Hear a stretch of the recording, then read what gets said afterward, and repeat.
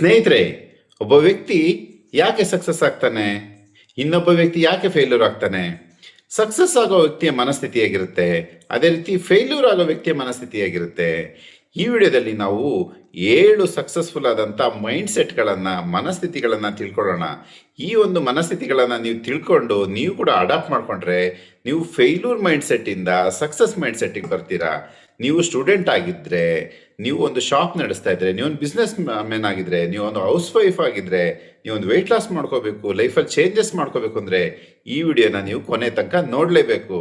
ಈ ವಿಡಿಯೋದಲ್ಲಿ ಹೇಳೋಂಥ ವಿಚಾರಗಳನ್ನು ನಿಮ್ಮ ಲೈಫಲ್ಲಿ ನೀವು ಅಡಾಪ್ಟ್ ಮಾಡಿಕೊಂಡ್ರೆ ನೀವು ಫೇಲ್ಯೂರ್ ಮೈಂಡ್ ಸೆಟ್ಟಿಂದ ಸಕ್ಸಸ್ ಮೈಂಡ್ ಸೆಟ್ ಕಟ್ಕ ಬರ್ತೀರಾ. ಮೊದಲನೇದು ಫಸ್ಟ್ ಪ್ರಿನ್ಸಿಪಲ್ ಥಿಂಕಿಂಗ್ ಅಂತ. ಫಸ್ಟ್ ಪ್ರಿನ್ಸಿಪಲ್ ಥಿಂಕಿಂಗ್ ಅಂದ್ರೆ ಏನು? ಈಗ ನೀವು ಒಂದು ದೊಡ್ಡ ಕೆಲಸವನ್ನು ಮಾಡಬೇಕು ಅಂದ್ಕೊಳ್ತೀರಾ. ಈಗ ಒಬ್ಬ ಸ್ಟೂಡೆಂಟ್ ಏನು ಅನ್ಕೊತಾನೆ, ಎಕ್ಸಾಮಲ್ಲಿ ಟಾಪರ್ ಆಗಬೇಕು, ಒಳ್ಳೆ ರಿಸಲ್ಟ್ ತರಬೇಕು ಅಂತ ಹೇಳಿ ಅನ್ಕೋತಾನೆ. ಒಬ್ಬ ಬಿಸ್ನೆಸ್ ಮ್ಯಾನು ಅಥವಾ ಒಬ್ಬ ಶಾಪ್ ಕೀಪರ್ ಒಂದು ಒಳ್ಳೆ ಸೇಲ್ಸ್ನ ಜನರೇಟ್ ಮಾಡಬೇಕು ಅನ್ಕೊತಾನೆ. ಒಬ್ಬ ಹೌಸ್ ವೈಫ್ ಆದರೆ ಅದು ಲೈಫ್ ಒಬ್ಬರು ಹೌಸ್ ವೈಫು ಮನೇನ ಚೆನ್ನಾಗಿ ನಡ್ಸ್ಕೊಂಡು ಹೋಗ್ಬೇಕು ಅಂತ ಅನ್ಕೋತಾರೆ. ಈಗ ಸ್ಟೂಡೆಂಟಿಗೆ ಒಂದೇ ಸಲ ಯೋಚನೆ ಮಾಡಿದಾಗ ಅಬ್ಬಾ ಇಷ್ಟು ದೊಡ್ಡ ಟಾಸ್ಕ್ ಇದೆಯಲ್ಲ, ಇದನ್ನು ಹೆಂಗೆ ನಾನು ಮಾಡೋದು ಅಂತ ಅನಿಸುತ್ತೆ. ಆದರೆ ಇದನ್ನು ನಾನು ಮಾಡಬಲ್ಲೆ ಅನ್ನೋ ಒಂದು ಮನಸ್ಥಿತಿ, ಆ ಒಂದು ಕಾನ್ಫಿಡೆನ್ಸ್ ಯಾವಾಗ ಬರುತ್ತೆ, ಆ ಕನ್ವಿಕ್ಷನ್ ನನ್ನ ಕೈಲಿ ಆಗೇ ಆಗುತ್ತೆ ಅಂತ ಮನಸ್ಥಿತಿಗೆ ಬರಬೇಕು ಅಂದರೆ ಫಸ್ಟು ಆ ಒಂದು ಚಾಲೆಂಜ್ ಅಥವಾ ಒಂದು ಸಮಸ್ಯೆ, ಆ ಒಂದು ಕೆಲಸವನ್ನು ನಾವು ಡಿವೈಡ್ ಮಾಡಬೇಕು. ಡೀಪಾಗಿ ರೂಟ್ ಕಾಸಿಂದ ಹೋಗಿ ನೋಡಬೇಕು. ಹೌದು, ನಾನು ಎಕ್ಸಾಮಲ್ಲಿ ಪಾಸ್ ಆಗಬೇಕು, ಎಕ್ಸಾಮಲ್ಲಿ ಒಳ್ಳೆ ಮಾರ್ಕ್ಸ್ ತೆಗಿಬೇಕು, ಸ್ಕೋರ್ ಮಾಡಬೇಕು ಅಂದ್ರೆ ಏನು ಮಾಡಬೇಕು? ಅದೊಂದು ದೊಡ್ಡ ಟಾಸ್ಕ್ ಅಲ್ವಾ? ಅದನ್ನು ಡಿವೈಡ್ ಮಾಡಿ ನೋಡಬೇಕು. ಡಿವೈಡ್ ಮಾಡಿ ಸಣ್ಣ ಸಣ್ಣ ಟಾಸ್ಕ್ ಆಗಿ ಡಿವೈಡ್ ಮಾಡ್ಕೋಬೇಕು. ಈಗ ಒಬ್ಬ ಸ್ಟೂಡೆಂಟ್ ಏನು ಮಾಡಬೇಕು? ನಾನು ಪ್ರತಿದಿನ ನಾನು ದೊಡ್ಡದಾಗಿ ಜಾಸ್ತಿ ಮಾರ್ಕ್ಸ್ ತೆಗಿಬೇಕು ಅಂತ ಯೋಚನೆ ಮಾಡಬಾರ್ದು. ಒಬ್ಬ ಬಿಸ್ನೆಸ್ ಮ್ಯಾನ್ ಅಷ್ಟೇ ಆಗಲಿ, ಶಾಪ್ ಕೀಪರ್ ಆಗಲಿ, ಎಲ್ಲರೂ ಅಷ್ಟೇ. ಇಷ್ಟು ದೊಡ್ಡ ಟಾಸ್ಕನ್ನು ಮೈಂಡೊಳಗೆ ಇಟ್ಕೊಂಡ್ರೆ ಸ್ಟ್ರೆಸ್ ಆಗುತ್ತೆ. ಅದ್ರ ಬದಲು ಇವತ್ತು ನಾನು ಏನು ಮಾಡಬೇಕು? ಸ್ಟೂಡೆಂಟ್ ಏನು ಮಾಡಬೇಕು? ಇವತ್ತು ನಾನು 1 ಗಂಟೆ ಓದಬೇಕು, ಡಿಸ್ಟ್ರಾಕ್ಷನ್ಗಳಿಂದ ದೂರ ಇರಬೇಕು, ಇವತ್ತಿಂದ ಮಾತ್ರ ಯೋಚನೆ ಮಾಡಬೇಕು.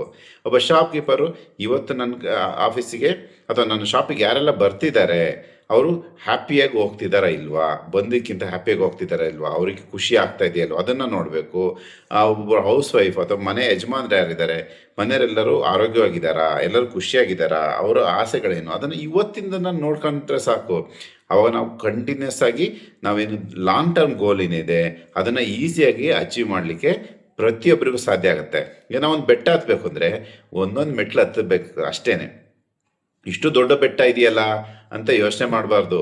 ಇವತ್ತಿನ ಸ್ಮಾಲ್ ಸ್ಟೆಪ್ ಇರಬೇಕು. ಸ್ಮಾಲ್ ಸ್ಟೆಪ್ಪನ್ನು ಕಂಟಿನ್ಯೂಸ್ ಆಗಿ ಮಾಡ್ತಾ ಬಂದರೆ ಎಲ್ಲದೂ ಸಾಧ್ಯ ಆಗುತ್ತೆ. ಈಗ ನೀವು ಒಂದು 10 kg 15 kg ವೆಯ್ಟ್ ಲಾಸ್ ಮಾಡಬೇಕು ಅಂದ್ಕೊಂಡಿರ್ತೀರಾ, BP ಶುಗರ್ ಅವನ್ನೆಲ್ಲ ಕಂಟ್ರೋಲಿಗೆ ತರಬೇಕು ಅಂದ್ಕೊಂಡಿರ್ತೀರಾ. ಇದೆಲ್ಲ ಅಸಾಧ್ಯ ಅಂತ ಅನ್ಸೋಕ್ಕೆ ಶುರು ಆಗುತ್ತೆ. ಅವಾಗ ಏನು ಮಾಡ್ಬೇಕು? ಅದನ್ನು ಡಿವೈಡ್ ಮಾಡ್ಕೋಬೇಕಷ್ಟೇ. ಇವತ್ತಿನ ಕೆಲಸ ಏನು? ಇವತ್ತು ನಾನು ವೆಯ್ಟ್ ಲಾಸ್ ಆಗಬೇಕು ಅಂದರೆ ಇವತ್ತೊಂದು 10,000 ಸ್ಟೆಪ್ಸ್ ನಡಿಬೇಕು. ಇವತ್ತು ಒಂದು ದಿವಸ ನಾನು ಜಂಕ್ ಫುಡ್ಡು, ಶುಗರನ್ನು ಅವಾಯ್ಡ್ ಮಾಡ್ತೀನಿ. ಇಷ್ಟೇ. ಇವತ್ತು ಮಾಡಬೇಕಾದ ಕೆಲಸ ಮಾತ್ರ ಕಾನ್ಸಂಟ್ರೇಟ್ ಮಾಡಿದರೆ, ಅದನ್ನು ಕನ್ಸಿಸ್ಟೆಂಟಾಗಿ ಮಾಡ್ತಾ ಬಂದರೆ ಎಲ್ಲ ದೊಡ್ಡ ಒಂದು ಯಶಸ್ಸು ಕೂಡ ಪ್ರತಿಯೊಬ್ಬರಿಗೂ ಸಾಧ್ಯ ಆಗುತ್ತೆ. ಎರಡನೇದು ಸೆಕೆಂಡ್ ಆರ್ಡರ್ ಥಿಂಕಿಂಗ್ ಅಂತ. ಸೆಕೆಂಡ್ ಆರ್ಡರ್ ಥಿಂಕಿಂಗ್ ಅಂದರೆ ನಾವು ಪ್ರತಿಯೊಂದು ಕೆಲಸಗಳನ್ನು ನಾವು ಇವತ್ತು ಏನೇನೆಲ್ಲ ಮಾಡ್ತಾಯಿದ್ದೀವಿ ಅದರ ಪರಿಣಾಮ ಏನು ಲಾಂಗ್ ಟರ್ಮಲ್ಲಿ ಅದನ್ನು ಯೋಚನೆ ಮಾಡಬೇಕು. ಹೇಗೆಂದರೆ ಉದಾಹರಣೆ, ನೀವು ಚೆಸ್ ಆಡ್ತಾ ಇದ್ದೀರಾ ಅಂದರೆ ನೀವೇನು ಮಾಡಬೇಕು? ಚೆಸ್ಸಲ್ಲಿ ಗೆದಿಬೇಕಂದ್ರೆ 2 ಸ್ಟೆಪ್ ಮುಂದೆ ಯೋಚನೆ ಮಾಡಬೇಕು. ನಾನು ಈ ಪಾನನ್ನು ಇಲ್ಲಿಟ್ಟರೆ ಅವರು ನೆಕ್ಸ್ಟ್ ಏನೆಲ್ಲ ಮಾಡ್ಬೋದು ಅಂತ, ಅವು ಎದುರಾಳಿ ಏನು ಮಾಡ್ಬೋದು, ಅವರು 2 ಸ್ಟೆಪ್ಪನ್ನು ನೀವು ಈಗಲೇ ಕ್ಯಾಲ್ಕುಲೇಟ್ ಮಾಡೋಕ್ಕೆ ಸಾಧ್ಯ ಆದರೆ ನೀವು ಅದರಲ್ಲಿ ಗೆಲ್ಲೋ ಚಾನ್ಸ್ ತುಂಬಾ ಜಾಸ್ತಿ ಇರುತ್ತೆ. ಅದೇ ರೀತಿಯಾಗಿ ಒಬ್ಬ ಸ್ಟೂಡೆಂಟ್ ಆಗಲಿ, ಒಬ್ಬ ಶಾಪ್ ಕೀಪರ್ ಆಗಲಿ, ಒಬ್ಬ ಬಿಸ್ನೆಸ್ ಮ್ಯಾನ್ ಆಗಲಿ ಏನು ಮಾಡಬೇಕು? ಇವತ್ತು ನಾನು ಏನೆಲ್ಲ ಕೆಲಸ ಮಾಡ್ತಾಯಿದ್ದೀನಿ ಇದ್ರದ್ದು ಲಾಂಗ್ ಟರ್ಮ್ ಎಫರ್ಟ್ ಏನು? ಇವತ್ತು ನಾನು ಗಂಟೆಗಟ್ಟಲೆ ಫೋನ್ ಯೂಸ್ ಮಾಡ್ತಾಯಿದ್ದೀನಿ, ಇದ್ರ ಲಾಂಗ್ ಟರ್ಮ್ ಎಫೆಕ್ಟ್ ಏನಾಗುತ್ತೆ? ನಾನು ಪ್ರತಿದಿನ ಇವತ್ತು ನಾನು ಕೇರ್ಲೆಸ್ ಆಗಿ ಊಟ ಮಾಡ್ತೀನಿ, ಇದ್ರ ಲಾಂಗ್ ಟರ್ಮ್ ಎಫೆಕ್ಟ್ ಏನಾಗುತ್ತೆ? ಎಲ್ಲದನ್ನು ಯೋಚನೆ ಮಾಡು. ಪಾಸಿಟಿವ್ ಆರ್ ನೆಗೆಟಿವ್ ಎಲ್ಲದೂ ಆಗುತ್ತೆ. ಈಗ ನಾವು ಜೀವನದಲ್ಲಿ ಬದಲಾವಣೆ ಬೇಕಂದರೆ ಏನು ಮಾಡಬೇಕಾಗುತ್ತೆ? ನಾವು ಲಾಂಗ್ ಟರ್ಮಲ್ಲಿ ಇದು ಏನಾಗುತ್ತೆ ಅಂತ ಯೋಚನೆ ಮಾಡಬೇಕು. ನಾವು ಶಾರ್ಟ್ ಟರ್ಮಲ್ಲಿ ಯೋಚನೆ ಮಾಡಿದಾಗ ಏನಾಗುತ್ತೆ? ಇವತ್ತು ಫಿಲ್ಮ್ ನೋಡ್ಬಿಡೋಣ ಬಿಡು, ಇವತ್ತೊಂದು ರೀಲ್ಸ್ ನೋಡೋಣ ಬಿಡು. ಈ ರೀತಿ ಜನ ಏನಂದರೆ 99% ಜನ ಇಮ್ಮಿಡಿಯೇಟ್ ಗ್ರ್ಯಾಟಿಫಿಕೇಷನ್ ಅಂತೀವಿ, ಇವತ್ತಿನ ಕ್ಷಣಿಕ ಸುಖವನ್ನು ಬಯಸ್ತಾರೆ. ಇವತ್ತೊಂದು ದಿವಸ ಏನು 8 ಗಂಟೆಗೆ ಎದ್ದೋಣ ಅಂದ್ಬಿಡು, ಇವತ್ತೊಂದು ದಿವಸ ವಾಕಿಂಗ್ ಹೋಗದಿದ್ರೆ ಏನಾಗಲ್ಲ ಬಿಡು ಅಂತ ಒಂದು ಅರ್ಧ ಗಂಟೆ ಎಕ್ಸ್ಟ್ರಾ ನಿದ್ದೆ ಮಾಡೋಕ್ಕೆ ಟ್ರೈ ಮಾಡ್ತಾರೆ. ಒಂದು ಸ್ವಲ್ಪ ಸ್ವೀಟ್ ತಿನ್ನೋಕ್ಕೆ ಇಷ್ಟಪಡ್ತಾರೆ. ಒಂದು ಸ್ವಲ್ಪ ಫೇಸ್ಬುಕ್ಕು ರೀಲ್ಸ್ ನೋಡೋಕ್ಕೆ ಇಷ್ಟಪಡ್ತಾರೆ. ಈ ರೀತಿ ಈಗಿನ ಖುಷಿಯನ್ನು ನೋಡ್ತಾ ಇದ್ದಾರೆ. ಕೆಲಸ ಬಿಡು ಆಮೇಲೆ ಮಾಡೋಣ, ಒಂದು ಸ್ವಲ್ಪ ಫ್ರೆಂಡ್ಸ್ ಹತ್ರ ಮಾತಾಡೋಣ, ಆರಾಮ ಹರಟೆ ಹೊಡೆಯೋಣ, ಒಂದು ಅರ್ಧ ಗಂಟೆ ಮಲ್ಕೊಳ್ಳೋಣ ಮಧ್ಯಾಹ್ನ.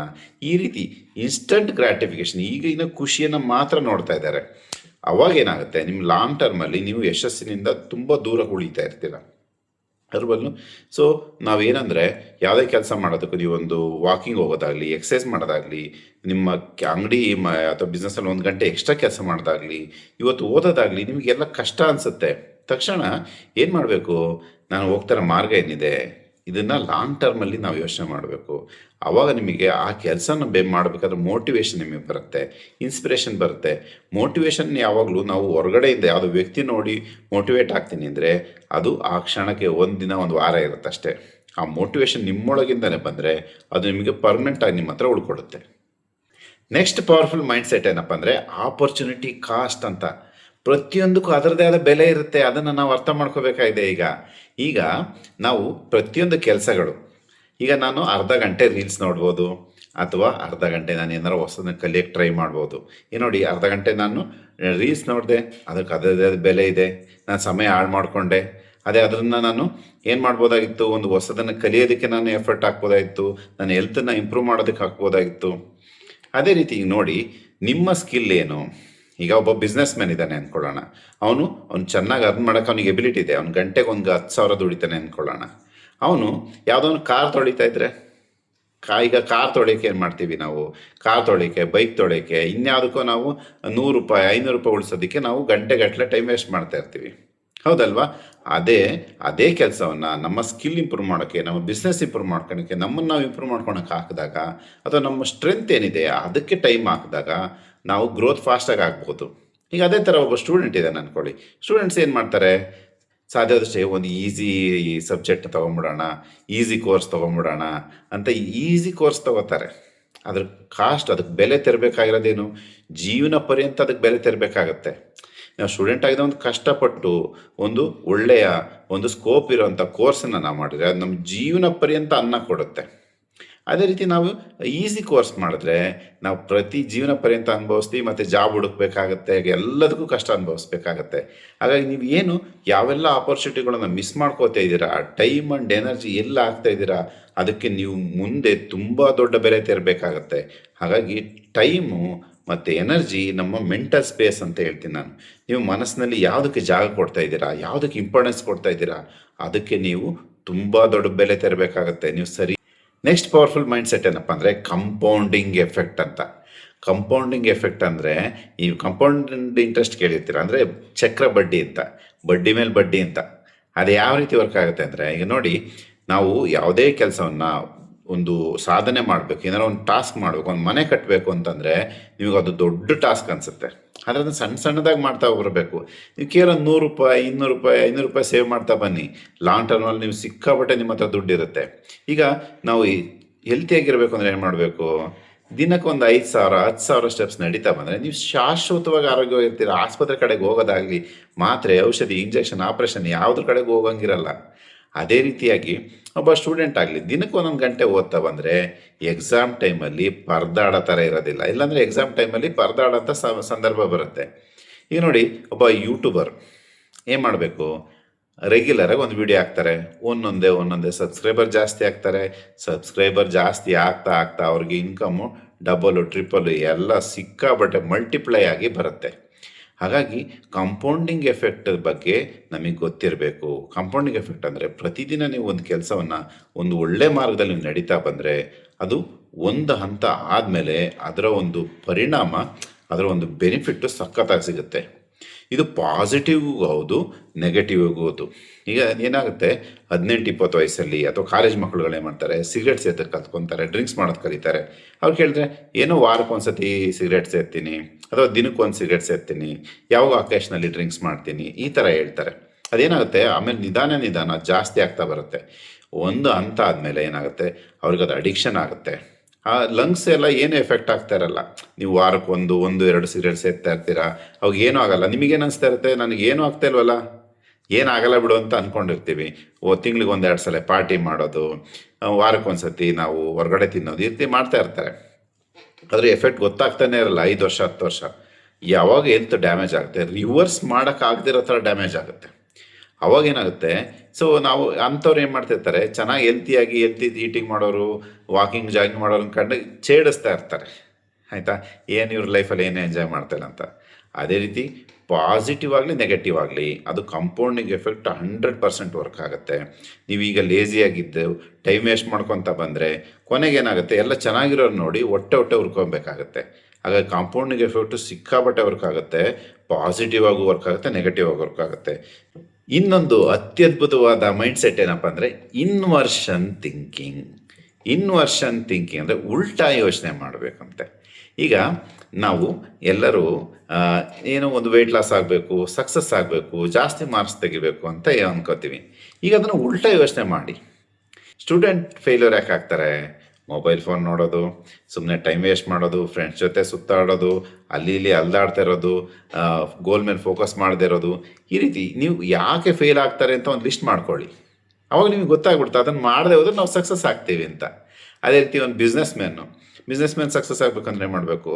ಎಲ್ಲ ತನ್ನ ಗ್ರಾಹಕರಿಗೆ ಗೌರವ ಕೊಡಬೇಕು. ಅವ್ರ ಸಕ್ಸಸ್ ಅವ್ರಿಗೆ ಖುಷಿ ಆಗ್ತಾ ಇದೆಯಾ, ನಮ್ಮ ಜೊತೆ ಇರೋಂಥ ಎಂಪ್ಲಾಯಿಗಳೆಲ್ಲ ಖುಷಿಯಾಗಿದ್ದಾರೆ, ಒಗ್ಗಟ್ಟಿನ ಕೆಲಸ ಮಾಡ್ತಿದ್ದಾರೆ, ಇದ್ರ ಕಡೆ ಗಮನ ಹರಿಸ್ಬೇಕು. ಈ ಎಂಪ್ಲಾಯೀಸು ಖುಷಿಯಾಗಿರಬೇಕು, ಕಸ್ಟಮರ್ಸು ಖುಷಿಯಾಗಿರಬೇಕು. ಆಗ ನಿಮ್ಮ ಬಿಸ್ನೆಸ್ ಲಾಂಗ್ ಟರ್ಮಲ್ಲಿ ತುಂಬ ಸ್ಮೂತಾಗಿ ರನ್ ಆಗಿ ಶುರುವಾಗುತ್ತೆ. ಅದೇ ರೀತಿ ನೀವು ಒಂದು ಬಿಸ್ನೆಸ್ ಆಗಲಿ, ಮನೆ ಆಗಲಿ, ಎಲ್ಲ ಯಾಕೆ ಫೇಲ್ ಆಗುತ್ತೆ, ಮನೇಲಿ ಯಾಕೆ ಜಗಳ ಬರುತ್ತೆ, ಆ ಥರ ನೆಗೆಟಿವ್ ಆಗಿ ಅಂದರೆ ಉಲ್ಟಾ ಯೋಚನೆ ಮಾಡಿದರೆ ನಿಮಗೊಂದು ಪರ್ಫೆಕ್ಟ್ ಆದ ಕ್ಲಾರಿಟಿ ಸಿಗುತ್ತೆ. ಏನು ಮಾಡಬೇಕು ಅನ್ನೋದು ಎಷ್ಟು ಇಂಪಾರ್ಟೆಂಟೋ, ಏನು ಮಾಡಬಾರ್ದು ಅನ್ನೋದು ಕೂಡ ಅಷ್ಟೇ ಇಂಪಾರ್ಟೆಂಟು. ಏನು ಮಾಡಬಾರ್ದು ಅನ್ನೋದನ್ನು ನಿಮಗೆ ಕರೆಕ್ಟಾಗಿ ಕ್ಲಾರಿಟಿ ಸಿಕ್ಬಿಟ್ರೆ ಅವಾಗ ನೀವು ಏನೆಲ್ಲ ಮಾಡ್ತಿದ್ದೀರ ಅದ್ರ ಕಡೆಗೆ ಸಕ್ಸಸ್ ಕಡೆಗೆ ಹೋಗೋದು ತುಂಬಾ ಸುಲಭ ಆಗುತ್ತೆ.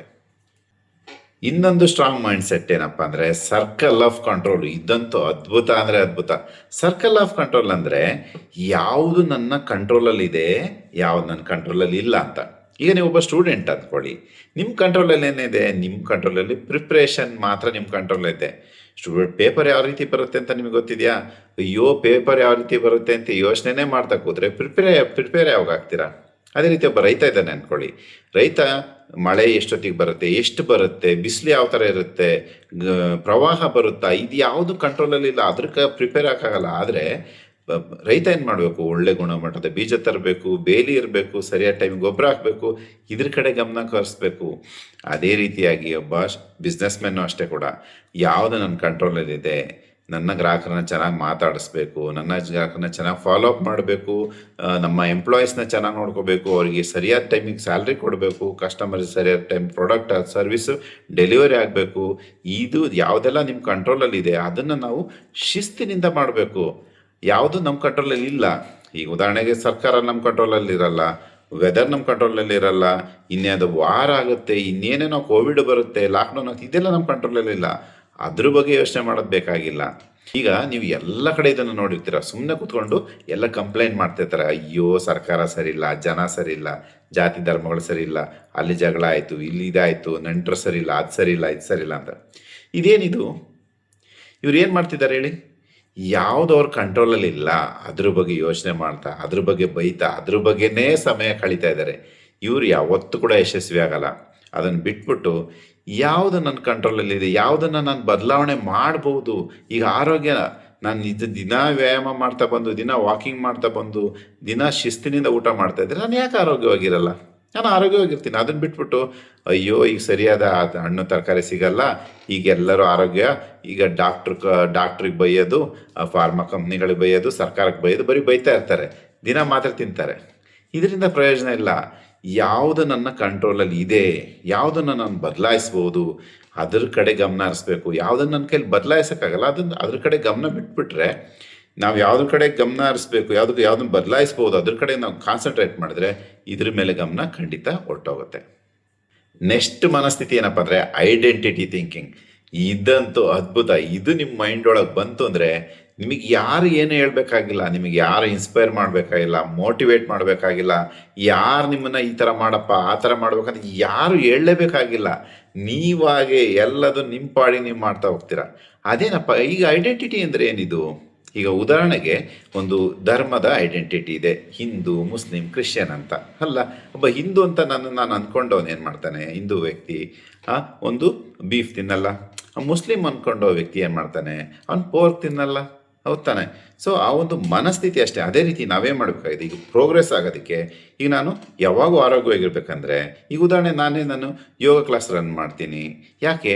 ನಾನು ಆರೋಗ್ಯವಾಗಿರ್ಬೇಕು. ಅದಕ್ಕೆ ನನ್ನನ್ನು ನಾನು ಒಂದು ಫಿಟ್ನೆಸ್ ಎಂತೂಸಿಯಾಸ್ಟ್ ಅಂತನ, ಅಥವಾ ನಾನು ಯೋಗ ಟೀಚರ್ ಅಂತ ಒಂದು ನಿಮಗೆ ನೀವು ಒಂದು ಐಡೆಂಟಿಟಿಯನ್ನು ಕ್ರಿಯೇಟ್ ಮಾಡ್ಕೋಬೇಕು. ಈಗ ಉದಾಹರಣೆಗೆ ನಾನು ಒಂದು ಹೊಸದು ಕಲಿಯೋಕ್ಕೆ ಇಷ್ಟ. ನಾನು ಒಬ್ಬ ತುಂಬ ಜನ ನೀವು ಫೇಸ್ಬುಕ್ಕಲ್ಲಿ ಎಲ್ಲ ಕಡೆ ಹಾಕ್ಕೊಂಡಿರ್ತಾರೆ, ನಾನು ಕವಿ, ನಾನು ಸಾಹಿತಿ, ನಾನು ಸಾಫ್ಟ್ವೇರ್ ಇಂಜಿನಿಯರ್, ನಾನು ಏನು ಮಾಡಬೇಕು, ನಾನೊಬ್ಬ ಸಕ್ಸಸ್ಫುಲ್ ಸಾಫ್ಟ್ವೇರ್ ಇಂಜಿನಿಯರ್ ಅಂತ ನಿಮಗೊಂದು ಐಡೆಂಟಿಟಿ ಬಂದುಬಿಟ್ರೆ, ಆ ಐಡೆಂಟಿಟಿನ ಸ್ಟ್ರಾಂಗಾಗಿ ನೀವು ತೊಗೊಂಡ್ರೆ, ಅವು ನಿಮ್ಮ ಪಾಡಿ ನೀವು ಅದನ್ನು ಕಲಿತಾ ಬರ್ತೀರಾ.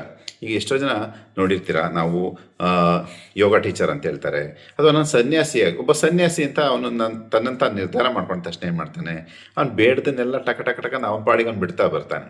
ಹಾಗಾಗಿ ನಿಮಗೆ ನೀವು ಒಂದು ಪಾಸಿಟಿವ್ ಆದಂಥ ನಿಮ್ಮ ಗುರಿ ಏನಾಗಿದೆ, ಈಗ ನೀವು ಅಂದ್ಕೋಬೇಕು, ನಾನೊಬ್ಬ ಬಿಸ್ನೆಸ್ ಮ್ಯಾನ್, ನಾನೊಬ್ಬ ಎಂಟರ್ಪ್ರಿನರ್. ಆ ರೀತಿ ನೀವು ಅಂದ್ಕೊಂಡಾಗ ತಕ್ಷಣ ನಿಮಗೆ ಯಾರು ಮೋಟಿವೇಟ್ ಮಾಡಬೇಕಾಗಿಲ್ಲ, ಅದಕ್ಕೆ ಬೇಕಾದಂಥ ಎಲ್ಲದನ್ನು ನೀವು ತಾವಾಗೇ ಮಾಡ್ತಾ ಬರ್ತೀರಾ.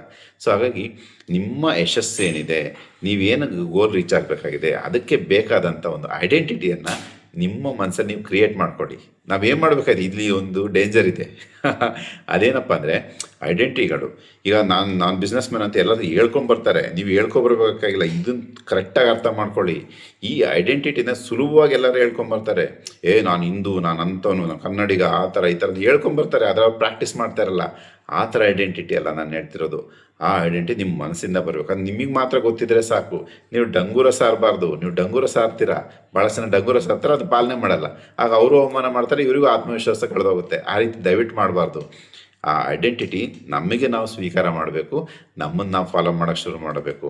ಅವಾಗೇನಾಗುತ್ತೆ, ನಿಮಗೆ ಯಾರು ಏನು ಪುಷ್ ಮಾಡಬೇಕಾಗಿಲ್ಲ, ಇದನ್ನು ಮಾಡಪ್ಪ ಅಂತ. ನಿಮಗೆ ಯಾರು ಇನ್ಸ್ಪೈರು ಮಾಡಬೇಕಾಗಿಲ್ಲ.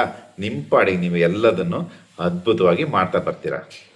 ಸ್ನೇಹಿತರೆ, ನೀವು ಕೂಡ ನಿಮ್ಮ ಸ್ನೇಹಿತರು, ಅಣ್ಣ, ತಮ್ಮ, ಅಕ್ಕ, ತಂಗಿ ಎಲ್ಲರೂ ಜೀವನದಲ್ಲಿ ಮುಂದೆ ಬರಬೇಕು ಅಂತ ಬಯಸ್ತೀರಾ ಅಲ್ವಾ? ಅವರಿಗೆ ಈ ವಿಡಿಯೋನ ದಯವಿಟ್ಟು ಶೇರ್ ಮಾಡಿ. ಈ ವಿಡಿಯೋ ನಿಮಗೆ ಇಷ್ಟ ಆದರೆ ಒಂದೇ ಒಂದು ಲೈಕ್ ಕೊಡಿ, ಕಮೆಂಟ್ ಮಾಡಿ, ಹಾಗೂ ನಮ್ಮ ಅಕೌಂಟನ್ನು ಫಾಲೋ ಮಾಡಿ, ಹಾಗೂ ನಮ್ಮ ಸುಖಿ ಫೌಂಡೇಶನ್ ಮೆಂಬರ್ ಆಗೋಕ್ಕೆ ನನಗೆ ಮೆಸೇಜ್ ಮಾಡಿ.